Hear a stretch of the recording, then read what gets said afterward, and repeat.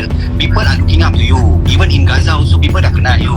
Okay, dekat luar orang pandang you, and then orang dekat, even yang Okey, bila I dah tahu yang kita dia dah masuk Gaza apa semua yang di Caprice wa dilwakti mawjud fil Qahirah.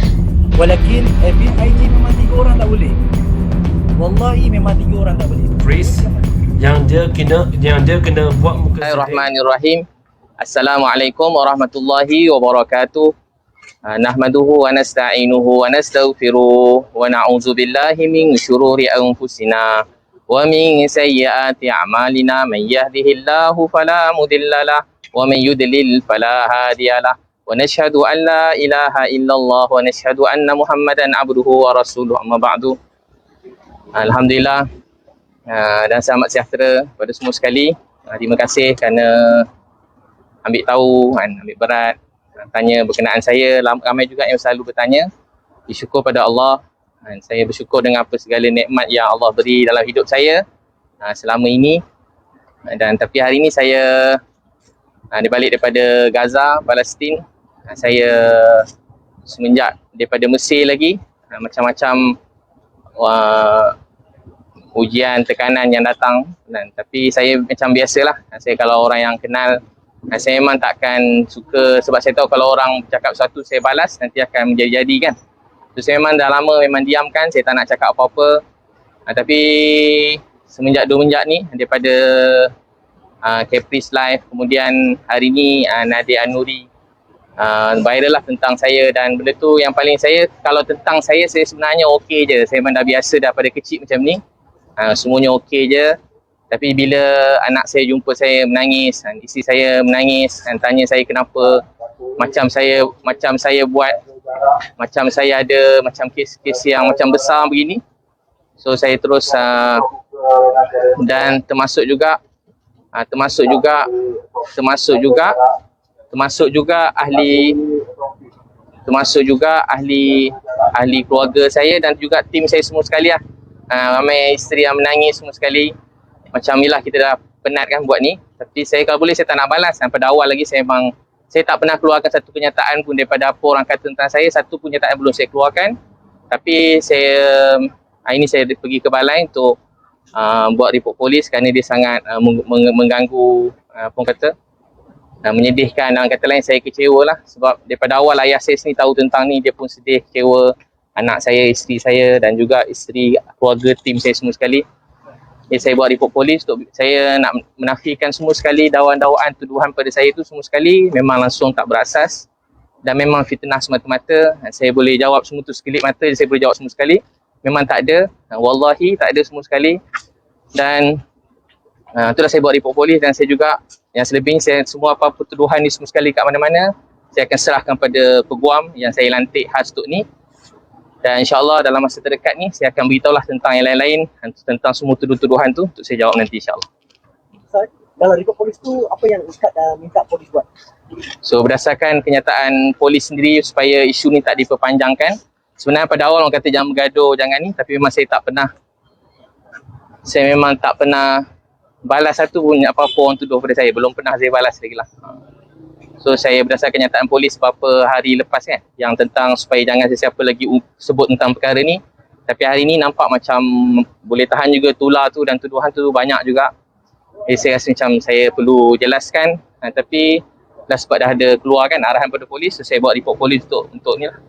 Adakah laporan hari ini lebih merujuk kepada isu Nadia, Ustaz? Jadi laporan ini, nama yang saya sebut dalam laporan tu Nadia Nuri nombor 1, Caprice, dan juga sesiapa yang share lah. Ada beberapa pihak polis minta siapa yang share kenyataan tu. So nama-nama yang share semua sekali saya berikan lah. Ustaz, dia jangka bila akan Ustaz beritahu kenaan kenyataan terperinci? InsyaAllah dalam masa terdekat ni tak lama lah. Mungkin esok ke saya akan terangkanlah apa-apa yang tuduhan pada saya, sebab tuduhan tu sangat melampau dan sangat menyedihkan. Dan paling sedih sekali benda ni sebenarnya daripada ayah saya lagi. Ayah saya pun dah meninggal dunia, saya redha. Dan ayah saya pun tahu, isteri saya tahu, saya macam jadi dalam kata lain saya sedih lah. Saya sangat sedih, dan kalau saya kata sedih pun nanti orang kata saya sedih kan. Tapi memang saya betul-betul sedih lah. Macam yalah, saya bukan orang jenis memang tak nak bergaduh atau musuh dengan siapa-siapa. Saya tahu sebab kalau orang tuduh saya jawab, dia akan ada balas dia balik. Dan benda tu tak sudah sampai bila-bila, tapi sebab orang memang nak tahu juga pasal ni, dan siapa saya cakap pasal benda ni dia akan jadi tular lah. Selebihnya saya serah pada saya punya ni lah, saya punya peguam untuk teruskan. Mungkin barang fakta yang dibeli tu berjaya ke yang hantar negara? boleh tak saya jawab esok semua sekali secara jelas sebab dekat tepi ni. Tapi alhamdulillah semua sekali apa tuduhan tu biar saya beritahu, wallahi apa semua tuduhan tu tak benar, tak betul dan memang fitnah semata-mata. Dan saya ada bukti untuk semua tu. Sebenarnya patut orang yang tuduh keluarkan bukti, tapi tak apa, saya boleh keluarkan bukti semua sekali walaupun saya yang kena tuduh. So insya-Allah begitulah. Ustaz, maksudnya laporan hari ini lebih kepada menyangkal laporan-laporan tu. Menyangkal laporan tu dan mengikut kepada arahan ni lah, apa kata apa, GSJ kan, supaya kes ni sepatutnya tak diperpanjangkan lagi. Semua orang bincang pasal saya lah, maksudnya semua bincangan ni semua tentang saya. Maksudnya orang seronok berbual, tapi yang kena tu saya, isteri saya, mak saya, ayah saya dah meninggal dunia. Yang kena tu keluarga saya. Saya pun, tapi saya anggap ni ujian daripada Allah kerana kasih sayang dia. So Ustaz ada planning tak untuk bertemu 4 masa berkenaan dengan nama-nama yang Ustaz sebutkan tadi? esok insya-Allah saya akan jawab semua sekali yang semua sekali tu sebab dekat sini kan. Esok insya-Allah saya jawab. Saya pun kalau itu saya simpan ni, saya akan beritahu lah apa semua nak ditanya, saya boleh jawab. Saya pun tak ada apa-apa satu yalah. Saya pun tak ada bukan saya boleh jawab live, tapi dan kalau ada sesiapa yang ni, kalau ada ruang-ruang yang dibenarkan boleh kita sekali pun tak apa. Buat satu video Ustaz. Kalau dibenarkan nanti kita boleh je. Saya okey je. Saya tak ada apa je. Macam keluarga semua kat sini Secara online Online di Facebook Ustaz. di Facebook, so that means ada mungkin media boleh nak tanya ke apa, dia boleh text boleh insya-Allah nanti kita bincang. Adakah Ustaz berharap ada tindakan daripada polis kalau tidak? So itulah saya minta. So sebenarnya saya nak hentikan semua. Saya tengok dia tak berhenti lama dah daripada saya kat Mesir. Sampai saya memang niat nak tolong orang. Saya cuma individu niat nak tolong semua orang. Dan saya pergi pun dengan duit saya sendiri. Saya bukan tak pernah buka satu tabung pun untuk Gaza ni, untuk dia sendiri. Tapi saya pun tak sangka jadi macam ni. Memang niat saya macam tu je lah. Macam mana saya nak cakap, memang macam tu je lah niat saya.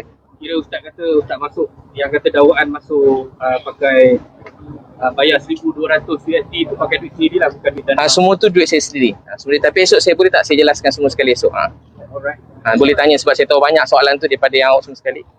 So apa-apa nanti dakwaan seterusnya saya serah pada lawyer lah untuk yang kalau tindakan susulan untuk kita saman malu semua sekali, saman tu kita akan buat lah. Supaya saya dinasihatkan melalui proses undang-undang yang betul lah. Itu insyaAllah. Ya. Datuk. Okay. Jadi saya telah dilantik oleh Ustaz David untuk mewakili beliau dalam isu yang timbul dalam tempoh masa beberapa hari belakangan ini. Saya mengesahkan bahawa saya bersama-sama dengan Ustaz tadi membantu Ustaz dalam mengemukakan laporan polis. Memang kita buat laporan polis ini dua tujuan. Pertama, kita mahu supaya pihak polis juga menjalankan siasatan. Jika wujud sebarang unsur fitnah berbentuk jenayah. Dan pada masa yang sama, kita juga buat laporan polis ini sebagai asas untuk kita mulakan tindakan sivil terhadap mana-mana pihak yang masih tegar untuk memperkatakan perkara ini, bukan sahaja memperkata tetapi mengulang siar intipati yang bersifat fitnah terhadap Ustaz Abid. Kita akan zoom in akhirnya kepada defendant yang kita hasratkan dan kita akan mulakan tindakan sivil terhadap mereka. Saya menasihati Ustaz Abid untuk tidak bercakap lagi tentang menjawab isu-isu ini buat masa ini, kerana selepas kita buat aduan tadi, selepas ini saya yakin percakapan Ustaz akan dirakam oleh pegawai penyiasat. Saya tidak mahu Ustaz bercakap dalam public domain, dalam domain awam seperti dalam sidang media ini untuk menjawab isu-isu yang tular sebelum Ustaz memberi percakapan kepada pihak polis. Jadi kalau boleh, saya kata Ustaz, selesaikan dulu urusan memberi percakapan, selepas itu kita jawab kepada media dalam domain awam. Jadi sebab itu Ustaz tidak boleh menjawab isu berkenaan dengan